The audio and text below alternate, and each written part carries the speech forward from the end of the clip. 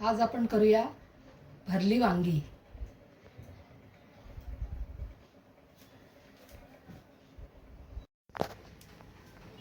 भरली वांगी करण्याचं साहित्य ही आहेत वांगी। ह्याला आपण असे काप करून घेतलेले आहेत।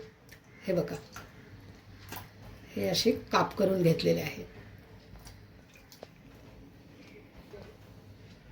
हे हिरवं वाटण आहे। आलं, मिरच्या, थोडासा कढीपत्ता, कोथिंबीर, 1-2-3 पाकळ्या लसणाच्या हे आपण वाटून घेणार आहोत। हे कांदा खोबरा आहे, हे कच्चं आहे, हे आपण तेलावरती भाजून घेणार आहोत।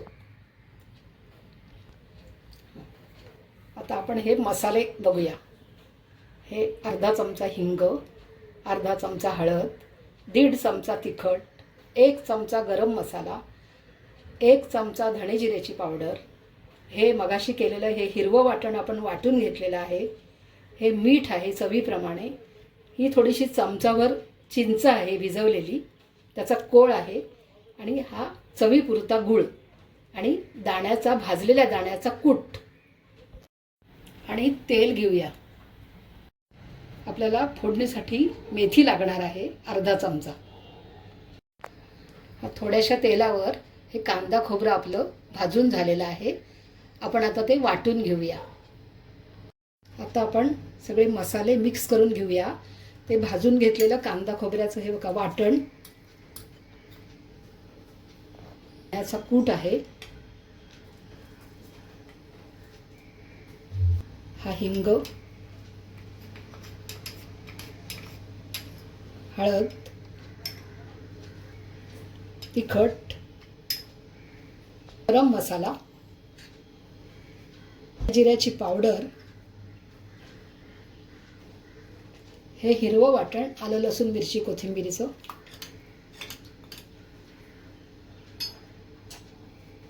मीठ, हे चिंच पिळून घेतलेली 1 चमचा,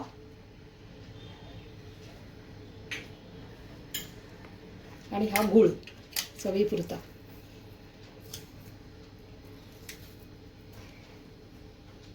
आणि हे आपण मिक्स करून घेऊया आणि मग आपण वांग्यात भरूया। आता हा सगळा मसाला आहे तयार झालेला, हा आपण वांग्यामध्ये व्यवस्थित अगदी आतपर्यंत भरून घेऊया।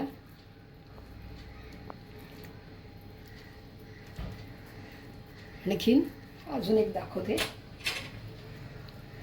असा व्यवस्थित भरून घेऊया आणि मग आपण ही वांगी फोडणीला टाकूया।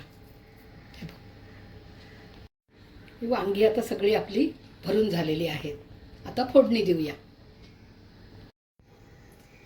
वांगी आता आपण कुकरमध्ये करणार आहोत। त्याच्यामध्ये आता मी 3-4 चमचे तेल घालते। हे बघा,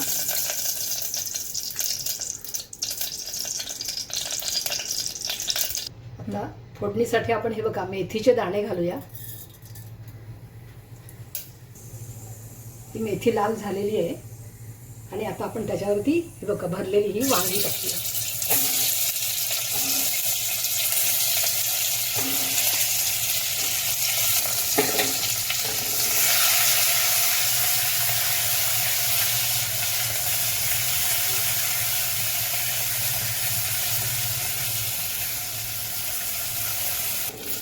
आता ही कावठ्याने हलवायची नाही आहेत आपल्याला, ही अशीच हलवून घ्यायची आहे आणि फक्त 1 ते 2 चमचे पाणी घालायचे आणि 2 शिट्या कुकरच्या करायच्या आहेत।